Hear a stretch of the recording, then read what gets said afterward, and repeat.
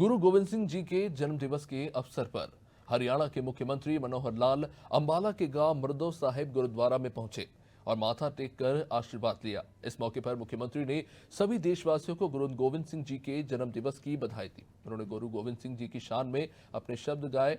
गुरुद्वारा प्रबंधक कमेटी मुख्यमंत्री का भी स्वागत किया।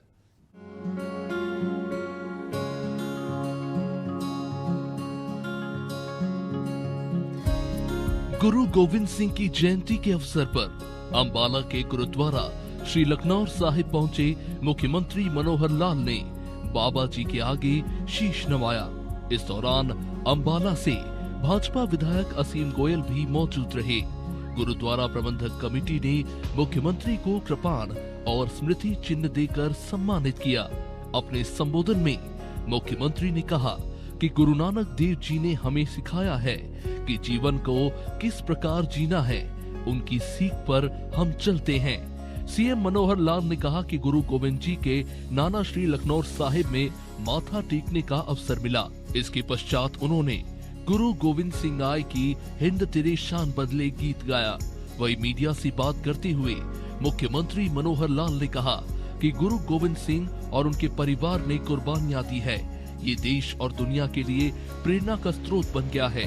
सीएम ने श्री गुरु गोविंद सिंह जी और माता गुजरी जी की निशानियां भी देखी। मुझे भी आज ये जो अवसर मिला है कि गुरु नानक देव जी का जो नानका परिवार है, उनका गुरु गोविंद सिंह जी का जो नानका गांव है लखनौर साहब, श्री लखनौर साहब गुरुद्वारा में आकर के मुझे उनको श्रद्धांजलि देने का भी अवसर मिला और बहुत ही अच्छा यहाँ लगा। और मैं आप लोगों के माध्यम से समस्त जन को इस गुरुपर्व की बहुत बहुत बधाई भी देता हूँ। गुरु गोविंद सिंह की जयंती पर अंबाला के गुरुद्वारा श्री लखनौर साहिब में शीश नवाया मनोहर लाल ने। गुरुद्वारा प्रबंधक कमेटी ने मुख्यमंत्री को कृपाण और स्मृति चिन्ह देकर किया सम्मानित। गुरु नानक देव जी ने हमें सिखाया कि जीवन को किस प्रकार जीना है, उनकी सीख पर हम चलते हैं।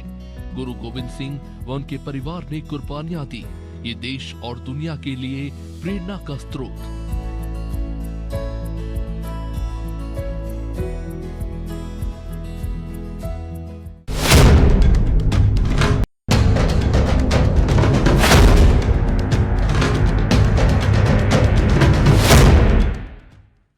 मकर संक्रांति के पावन पर्व पर हरियाणा के मुख्यमंत्री मनोहर लाल का आवास राममय नजर आया। इस अवसर को और भी खास बनाने के लिए संत कबीर कुटीर पर श्री राम भजन संध्या का आयोजन किया गया। इस कार्यक्रम में राज्य के अंत्योदय परिवार के बच्चों को विशेष रूप से आमंत्रित किया गया। भजन संध्या में हरियाणा के राज्यपाल बंडारू दत्तात्रेय, पंजाब के राज्यपाल व चंडीगढ़ के प्रशासक बनवारी लाल पुरोहित और मुख्यमंत्री मनोहर लाल ने बच्चों के साथ मकर संक्रांति का त्योहार मनाया। भजन संध्या में प्रसिद्ध भजन गायक कन्हैया मित्तल ने अपने भजनों की विशेष प्रस्तुति दी। अंत्योदय परिवारों के बच्चों ने खुशी व्यक्त करते हुए कहा कि ये मकर संक्रांति उनके जीवन में सदैव स्मरणीय रहेगी। मकर संक्रांति के पावन पर्व पर हरियाणा के मुख्यमंत्री मनोहर लाल का आवास हुआ राममय। श्री राम भजन संध्या में प्रसिद्ध भजन गायक कन्हैया मित्तल ने विशेष प्रस्तुति दी। कार्यक्रम में राज्य के अंत्योदय परिवारों के बच्चों को विशेष रूप से आमंत्रित किया गया। अंत्योदय परिवार के बच्चों ने कहा कि ये मकर संक्रांति उनके जीवन में स्मरणीय रहेगी। मुख्यमंत्री आवास संत कबीर कुटीर पर रविवार को पहुंचे अंत्योदय परिवारों के बच्चों ने कभी नहीं सोचा था कि उनके जीवन में कभी ऐसा क्षण आएगा जब उन्हें मुख्यमंत्री के आवास पर जाने का मौका मिलेगा। मुख्यमंत्री को अपने बीच पाकर बच्चे खुशी से झूमते नजर आए। ये पहला अवसर था जब राज्य के किसी मुख्यमंत्री ने समाज के अंतिम पायदान के अंतिम पंक्ति में खड़े परिवारों के बच्चों को अपने आवास पर मकर संक्रांति के पावन पर्व के लिए आमंत्रित किया। इस दिन की स्मृति निसंदेह अंत्योदय परिवारों के बच्चों के दिल में बनी रहेगी और उन्हें याद दिलाएगी कि वो भी सामाजिक ताने बाने का एक अभिन्न अंग है। इस मौके पर सभी गणमान्य अतिथियों ने बच्चों को कपड़े, मूंगफली, रेवड़ी व अन्य उपहार भेंट किए। इस अवसर पर मुख्यमंत्री मनोहर लाल ने मकर संक्रांति की बधाई व शुभकामनाएं देते हुए कहा कि हिंदू संस्कृति के अनुसार मकर संक्रांति का ये दिन विशेष महत्व रखता है। ऐसा माना जाता है कि इस दिन से सूर्य की किरणें उत्तरायण की ओर आती है, जिसका अर्थ होता है अंधकार से प्रकाश की ओर बढ़ना। मुख्यमंत्री ने कहा कि 22 जनवरी को श्री राम मंदिर में भगवान श्री राम लला विराजमान होंगे। प्रधानमंत्री नरेंद्र मोदी ने आह्वान किया है कि 14 जनवरी से ही देश भर में वातावरण को राममय करना है, इसीलिए मंदिरों में स्वच्छता व सौंदर्यता बनाए रखें। भजन संध्या के दौरान मुख्यमंत्री मनोहर लाल ने भी चंदन है इस देश की माटी, तपोभूमि हर ग्राम है, हर बाला देवी की प्रतिमा, बच्चा बच्चा राम है भजन सुनाया। उन्होंने इस भजन को अंत्योदय परिवार के बच्चों को समर्पित किया। श्री राम भजन संध्या में प्रसिद्ध भजन गायक कन्हैया मित्तल ने अपनी विशेष प्रस्तुति दी। उन्होंने अवध में आए हैं श्री राम, अयोध्या सज गई, अब ना देर लगाओ राम जी, भगवाधारी छा गए हैं और तंबू से महलों में आ गए हैं, मेरी झोपड़ी के बाग आज खुल जाएंगे, राम आएंगे जैसे विभिन्न भक्ति गीतों की भावपूर्ण प्रस्तुतियां दी और उपस्थित जनों को मंत्रमुग्ध कर दिया, जिससे पूरा वातावरण भक्तिमय नजर आया। आज के इस दिन मकर संक्रांति 14 जनवरी हिंदू संस्कृति के हिसाब से आज का दिन बड़ा विशेष महत्व है। सूर्य की किरणें अभी तक दक्षिणायन की ओर बढ़ रही थी और आज मकर राशि में सूर्य की किरणें प्रवेश करते हुए उत्तरायण में आ गई है। हमारे जीवन का अगर मानो ऐसा कोई अवगुण भी रहता है, अंधकार पक्ष होता है, उसको प्रकाश की ओर आने के लिए इस दिन का एक संकल्प हमारे सबके काम आता है। और मैं आभारी हूं हमारे देश के प्रधानमंत्री श्री नरेंद्र मोदी जी का, जिन्होंने आह्वान किया सारे देश को कि हमारे लिए बहुत पवित्र दिन है आने वाला 22 जनवरी। 22 जनवरी रामलला जी को विराजमान किया जा रहा है। उस जैसा बताया कन्हैया जी ने कि झोपड़ी से निकल करके और अब एक महल में उनको विराजमान किया जाएगा। उस अवसर की भी हम प्रतीक्षा कर रहे हैं। और जैसा अपने यहाँ भारतीय संस्कृति में 9 का बहुत महत्व होता है, नवरत्न है, नवग्रह हैं, 9 राशियां, 9 मानो इस प्रकार के कई प्रकार के 9 के साथ विषय जुड़े हुए हैं। तो अगर आज का दिन जोड़ करके 22 जनवरी का दिन जोड़ लिया जाए तो ये उत्सव भी 9 दिन का बनता है। आह्वान किया गया कि 14 जनवरी से ही हमको पूरे देश का वातावरण राममय बनाना है। अपने अपने तरीके से, अपने अपने हिसाब से हम प्रभु राम की लीला कैसे कर सकते हैं। और नहीं तो राम जी के जो मंदिर हैं वहां जाकर के दर्शन करना, उन मंदिरों की सफाई, स्वच्छता, उनकी सुंदरता, उन मंदिरों को कैसे भव्य बनाया जा सकता है। और 22 जनवरी के दिन पूरा देश राममय हो जाए।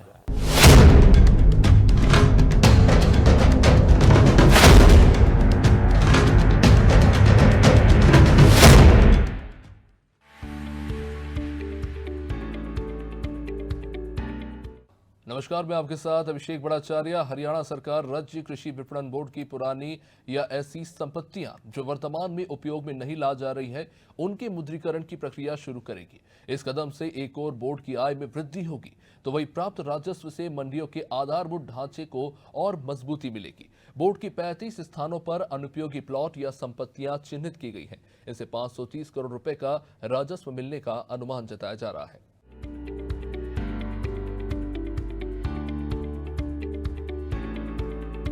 मुख्यमंत्री मनोहर लाल ने अनुपयोगी तथा खाली पड़े प्लॉट की नीलामी के संबंध में बैठक की अध्यक्षता की। चंडीगढ़ में आयोजित इस बैठक में कृषि एवं किसान कल्याण मंत्री जेपी दलाल भी बैठक में उपस्थित रहे। बैठक में जानकारी दी गई कि वर्तमान में बोर्ड के पास 35 स्थानों पर अनुपयोगी प्लॉट या संपत्तियों जैसी पुराने कार्यालय भवन व स्टाफ क्वार्टर है, जिन्हें नीलाम किया जाना है। उन्होंने संबंधित अधिकारियों को निर्देश देते हुए कहा कि कई शहरों में अब मंडियां शहरों से बाहर शिफ्ट हो चुकी हैं। इस कारण बोर्ड की पुरानी और ऐसी अन्य संपत्तियों का एक पोर्टल बनाकर उनकी जानकारी अपलोड की जाए। इसके बाद उनकी नीलामी की जाएगी। इससे इन संपत्तियों का उचित उपयोग सुनिश्चित हो सकेगा और बोर्ड को भी अतिरिक्त आय प्राप्त होगी। उन्होंने कहा कि इन संपत्तियों की नीलामी के लिए आरक्षित मूल्य वाजिब रखा जाए, ताकि अधिक से अधिक लोग नीलामी में भाग ले सके। बैठक में बताया गया कि बोर्ड के पास कुल 37,364 प्लॉट है, जिनमें से 23,206 प्लॉट नीलाम या आवंटित किए जा चुके हैं। अभी 14,158 प्लॉट खाली पड़े हैं, जिनकी बोर्ड ने आगामी 6 माह के लिए नीलामी की रूपरेखा तैयार की है। इसके अनुसार सोनीपत, कनीना, अंबाला कैंट, रेवाड़ी, बितवाना व बावल से लेकर असंध, होडल, टोहाना, राजोंद, उचाना, बेरी, सेब मंडी, पिंजौर, खेड़ी चोपटा, खंडा खेड़ी, छातर, अरनौली, भागल, बाबा लाडला, मुरथल, झांसा, ढोल, चिचराना, निजामपुर इत्यादि की नई सब्जी मंडी व अनाज मंडियों में प्लॉट की नीलामी की जाएगी, जिससे लगभग 150 करोड़ रुपए का राजस्व आने की संभावना है। इसके अलावा मार्केट कमेटियों की अनुपयोगी संपत्तियों की बिक्री से 50 करोड़ रुपए, विभिन्न स्थानों पर पेट्रोल पंप स्थल की बिक्री से लगभग 30 करोड़, वर्तमान मंडियों में शेष प्लॉटों की बिक्री से लगभग 300 करोड़ रुपए का राजस्व जुटाने की योजना है। सीएम मनोहर लाल ने की अनुपयोगी प्लॉट की नीलामी के संबंध में बैठक की अध्यक्षता। बोर्ड के पास 35 स्थानों पर अनुपयोगी संपत्तियां जिन्हें नीलाम किया जाना है। बोर्ड के पास कुल 37,364 प्लॉट, जिनमें से 23,206 प्लॉट नीलामी या आवंटित किए गए। अभी 14,158 प्लॉट खाली। बोर्ड ने आगामी 6 माह के लिए नीलामी की रूपरेखा तैयार की।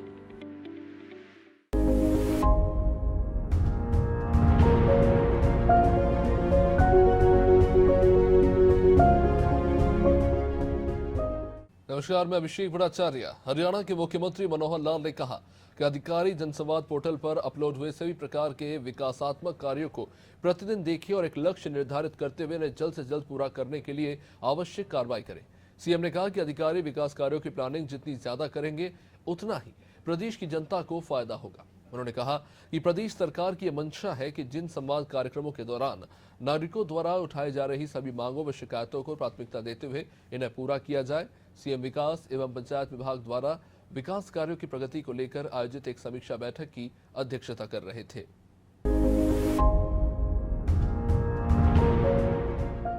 समीक्षा बैठक में मुख्यमंत्री मनोहर लाल के साथ विकास एवं पंचायत मंत्री देवेंद्र सिंह बबली भी उपस्थित थे।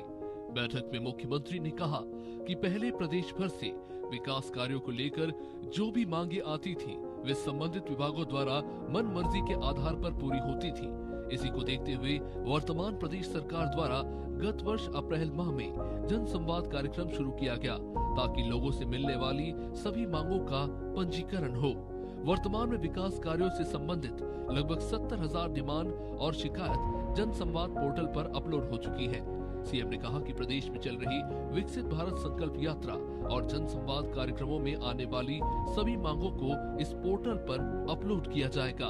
उसके बाद प्राथमिकता के आधार पर सभी कार्यों को धरातल पर लाने की दिशा में संबंधित विभाग कार्य करेंगे। इसी कड़ी में विकास एवं पंचायत विभाग की भी अहम जिम्मेदारी बनती है। मुख्यमंत्री ने कहा कि जन संवाद पोर्टल से अब हमें चंडीगढ़ में बैठे ही पता चलता है कि किस इलाके की क्या मांग है और कौन कौन से काम लंबित हैं, ताकि इन्हें प्राथमिकता देते हुए तेजी से पूरा करवाया जा सके। उन्होंने कहा कि ग्रामीण अंचल में विकास कार्यों के लिए धन की कोई कमी नहीं है। अगर बजट को और बढ़ाना पड़ेगा तो भी हम बढ़ाएंगे। मुख्यमंत्री ने कहा कि प्रदेश के ग्रामीण अंचल में छोटे स्तर के विकासात्मक कार्यों को गति देने के लिए विश्वविद्यालयों के विशेष तौर पर इंजीनियरिंग के छात्रों को ऐसे कार्यों से जोड़ा जाएगा। गांव में छोटे स्तर के विकास कार्यों जैसे कि गलियों का निर्माण व इनकी मरम्मत से लेकर शिव धाम की मरम्मत आदि के रफ एस्टीमेट बनवाने के लिए इन छात्रों की सेवाएं ली जाएंगी, ताकि जन संवाद पर ऐसे सभी कार्यों को लेकर आई मांगों की विकास परियोजनाओं को गति दी जा सके। हालांकि ऐसे सभी कामों को संबंधित विभाग के अधिकारी ही अंतिम रूप देंगे। विकास एवं पंचायत विभाग ने विकास कार्यों की प्रगति को लेकर आयोजित की समीक्षा बैठक। जन संवाद कार्यक्रम शुरू किया गया ताकि लोगों से मिलने वाले सभी मांगों का पंजीकरण हो। जन संवाद पोर्टल से अब हमें चंडीगढ़ में ही पता चलता है कि किस इलाके की क्या मांग है। ग्रामीण अंचल में विकास कार्यों के लिए धन की कोई कमी नहीं है। बजट बढ़ाना पड़ा तो बढ़ाएंगे।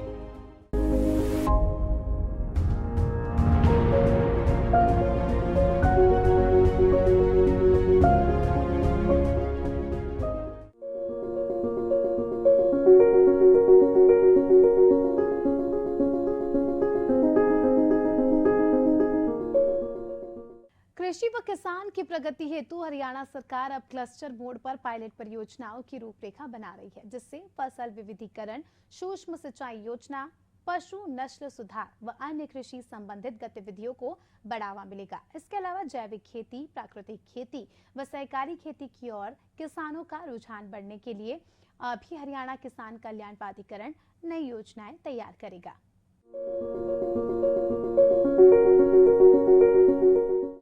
मुख्यमंत्री मनोहर लाल ने चंडीगढ़ में हरियाणा किसान कल्याण प्राधिकरण की जनरल बॉडी की तीसरी बैठक की अध्यक्षता की। मुख्यमंत्री ने अधिकारियों को निर्देशित करते हुए कहा, चूंकि आज के समय में जोत भूमि छोटी होती जा रही है, इसलिए छोटे व सीमांत किसानों की आय में वृद्धि व प्रगति के लिए परंपरागत खेती के साथ नए दौर की कृषि प्रणाली अपनाने की जरूरत है। उन्होंने कहा, किसानों को सहकारिता खेती की अवधारणा की ओर बढ़ने की आवश्यकता है, जिससे कई किसान मिलकर एक साथ खेती करें। इससे छोटी जोत भूमि की समस्या भी खत्म होगी और किसान खाद्य प्रसंस्करण उद्योग की दिशा में आगे बढ़ सकेंगे। सीएम ने इसके लिए प्राधिकरण से संबंधित विभागों के साथ मिलकर पायलट योजनाएं तैयार की। इजराइल की तर्ज पर सहकारिता खेती के लिए अधिक से अधिक किसानों को प्रेरित करने के लिए कहा। मुख्यमंत्री ने कहा कि राज्य सरकार फसल विविधीकरण व जल संरक्षण के लिए मेरा पानी मेरी विरासत योजना व DSR तकनीक से धान की बिजाई के साथ साथ विभिन्न प्रकार के प्रोत्साहन दे रही है, ताकि किसान परंपरागत खेती से हटकर अन्य फसलों की ओर जाए। उन्होंने कहा, विभाग सेमीकृत खेती के लिए भी डोमेस्ट्रेशन फार्म तैयार किए और किसानों को ऐसे फार्म का दौरा करवाकर इस विधि की विस्तृत जानकारी दी। सीएम ने कहा कि भूजल स्तर निरंतर कम हो रहा है। कई जगह ये स्तर 100 मीटर से भी गहरा चला गया है। हर वर्ष लगभग 10 मीटर नीचे जा रहा है। इसीलिए ऐसे क्षेत्र में सूक्ष्म सिंचाई परियोजनाएं स्थापित करने पर जोर दिया जाए। जहां पर भूजल स्तर 30 मीटर है, वहां पर भी कृषि नलकूपों को 100% सौर ऊर्जा पर ले जाया जाए। राज्य सरकार इसके लिए नई सब्सिडी देने को भी तैयार है। पानी और बिजली पर जितना भी खर्च होगा, सरकार उसे वहन करने को तैयार है। मुख्यमंत्री ने कहा कि शिवालिक व अरावली पर्वत श्रृंखला में बरसात के पानी के संरक्षण के लिए रिजर्वायर बनाना चाहिए, ताकि पहाड़ों से आने वाले पानी को एकत्रित किया जा सके और बाद में सिंचाई व अन्य आवश्यकताओं के लिए उपयोग किया जा सके। सीएम मनोहर लाल ने हरियाणा किसान कल्याण प्राधिकरण की जनरल बॉडी की बैठक की अध्यक्षता की। किसानों को सहकारिता खेती की अवधारणा की ओर बढ़ने की आवश्यकता, इससे छोटी जोत की समस्या खत्म होगी, किसान खाद्य प्रसंस्करण की दिशा में आगे बढ़ सकेंगे। सीएम ने इजराइल की तर्ज पर सहकारिता खेती के लिए किसानों को प्रेरित करने को कहा।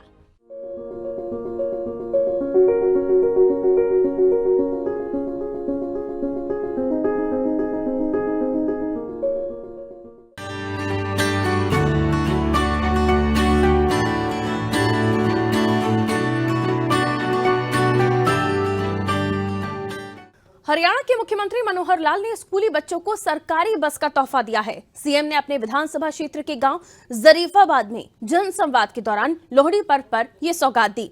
अब इन बच्चों को अपने गांव जरीफाबाद से मंजूरा स्कूल तक पैदल नहीं जाना पड़ेगा। ये सेवा स्कूली बच्चों की छुट्टियां समाप्त होने के तुरंत बाद 16 जनवरी से शुरू हो चुकी है। मुख्यमंत्री ने प्रधानमंत्री आवास योजना के तहत वंचितों को पक्के मकान देने का वादा भी किया है।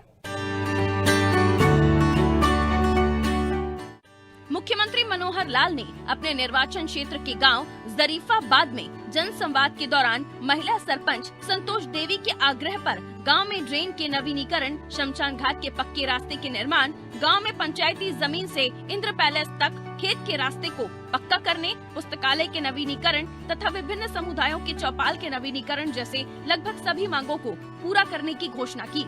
इसी प्रकार गांव में गरीब लोगों को प्रधानमंत्री आवास योजना के तहत पक्के मकान बनवाने की मांग सरपंच ने रखी। इस मांग को भी स्वीकार करते हुए सीएम ने कहा कि हरियाणा सरकार मुख्यमंत्री आवास योजना बना रही है, जिसके तहत प्रधानमंत्री आवास योजना से वंचित लोगों को हरियाणा सरकार पक्के मकान उपलब्ध करवाएगी। जनसंवाद कार्यक्रम गांव के 6 लोगों के लिए उस समय वरदान साबित हुआ जब मुख्यमंत्री श्री मनोहर लाल ने मौके पर ही उनकी पेंशन लागू करने के निर्देश दिए। जिला समाज कल्याण अधिकारी ने तत्परता दिखाते हुए तुरंत प्रभाव से पेंशन लागू कर दी। मुख्यमंत्री ने लाभार्थियों को पेंशन लागू होने के प्रमाण पत्र भी वितरित किए। हरियाणा के मुख्यमंत्री मनोहर लाल ने अपने क्षेत्र के स्कूली बच्चों को सरकारी बस का तोहफा दिया। मुख्यमंत्री ने प्रधानमंत्री आवास योजना के तहत वंचितों को पक्के मकान देने का वादा भी किया। जरीफाबाद में जनसंवाद के दौरान महिला सरपंच की लगभग सभी मांगों को पूरा करने की घोषणा की।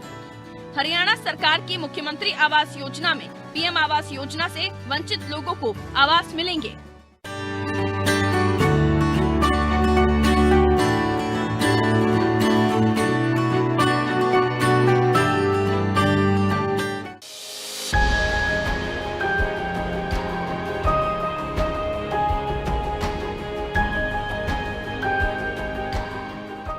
हरियाणा के मुख्यमंत्री मनोहर लाल ने कहा है कि प्रदेश में आने वाले दिनों में विकास के 1 लाख कार्य और होने वाले हैं। इन्हें जब पोर्टल पर डालते हैं तो कार्य करने के लिए ठेकेदार नहीं मिलते, काम ज्यादा हो गए, ठेकेदार कम हैं।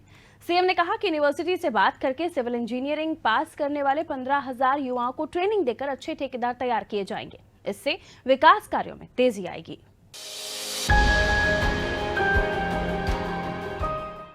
मुख्यमंत्री मनोहर लाल ने करनाल के वार्ड क्रमांक 1 की बसंत विहार कॉलोनी में आयोजित जनसंवाद कार्यक्रम में बतौर मुख्य अतिथि शिरकत की।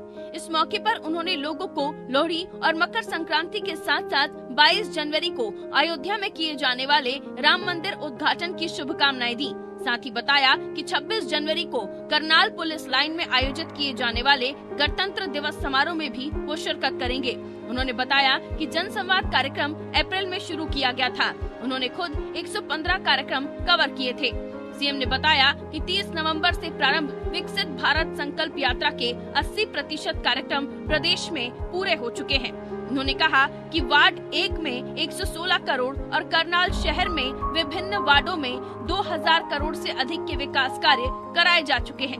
मुख्यमंत्री के अनुसार विकसित भारत संकल्प यात्रा के माध्यम से दी जा रही सेवाओं के मामले में हरियाणा देश में नंबर 1 पर है।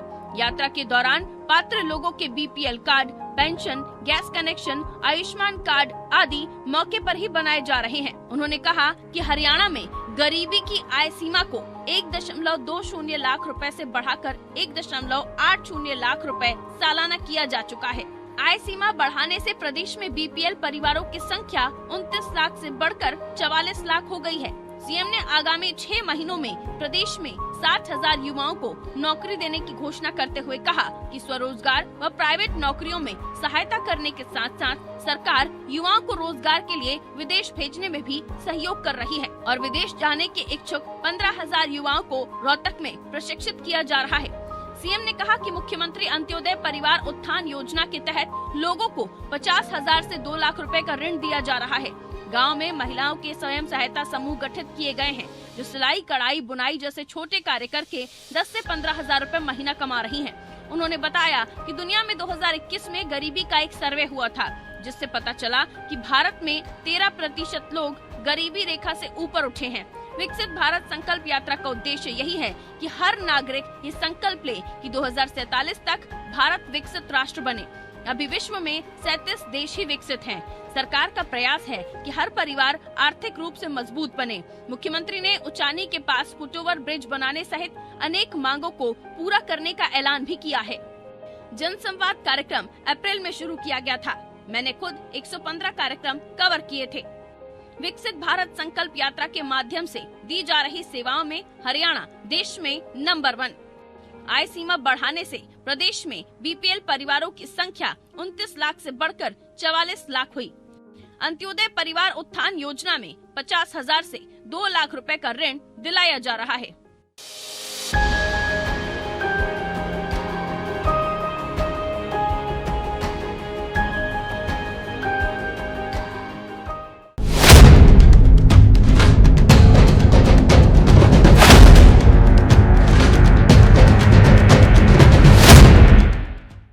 हरियाणा में शुरू की गई द्विवार्षिक जल संसाधन कार्य योजना के सकारात्मक परिणाम दिखने लगे हैं। पानी की उपलब्धता व मांग के अंतर को कम करने के उद्देश्य से जल संरक्षण की दिशा में बड़ा कदम उठाते हुए प्रारंभ की गई इस कार्य योजना के तहत दिसंबर 2023 तक 2,48,702 करोड़ लीटर पानी की बचत के लक्ष्य को पूरा कर लिया गया है। मुख्यमंत्री मनोहर लाल की अध्यक्षता में चंडीगढ़ में हुई हरियाणा जल संसाधन प्राधिकरण की बैठक के दौरान ये जानकारी दी गई है। मुख्यमंत्री मनोहर लाल ने हरियाणा जल संसाधन प्राधिकरण की बैठक की अध्यक्षता की। सीएम ने मार्च 2024 तक पानी की बचत के लिए तेजी से कार्य करने के निर्देश दिए।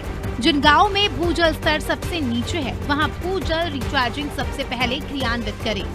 जिन नए क्षेत्रों में जल भराव की समस्या है, उन क्षेत्रों में इस समस्या को सबसे पहले दूर करें। हरियाणा जल संसाधन प्राधिकरण की बैठक में अध्यक्षता करते हुए मुख्यमंत्री मनोहर लाल ने अधिकारियों से कहा कि जिन गांवों में भूजल स्तर सबसे अधिक नीचे चला गया है, उन गांवों में भूजल रिचार्जिंग की योजनाएं सबसे पहले क्रियान्वित करें। इसी प्रकार जिन क्षेत्रों में जल भराव की समस्या हाल ही में शुरू हुई है, उन क्षेत्रों में इस समस्या को सबसे पहले दूर करें, ताकि ऐसे क्षेत्रों को त्वरित ठीक किया जा सके। सीएम ने मार्च 2024 तक पानी की बचत करने के निर्धारित लक्ष्य को पूरा करने के लिए तेजी से कार्य करने के निर्देश भी दिए। मुख्यमंत्री ने कहा है कि हरियाणा में कई ऐसे क्षेत्र हैं जहां जल भराव की समस्या है, लेकिन वहां भूजल स्तर काफी नीचे चला गया है। इसका प्रमुख कारण केमिकल युक्त उर्वरकों का अत्यधिक इस्तेमाल है, जिसके कारण मिट्टी की परत मोटी होने के साथ साथ क्ले का रूप ले चुकी है। इस कारण पानी भूमि में नहीं जा पा रहा है, जिससे भूजल स्तर में कोई सुधार नहीं हो रहा है।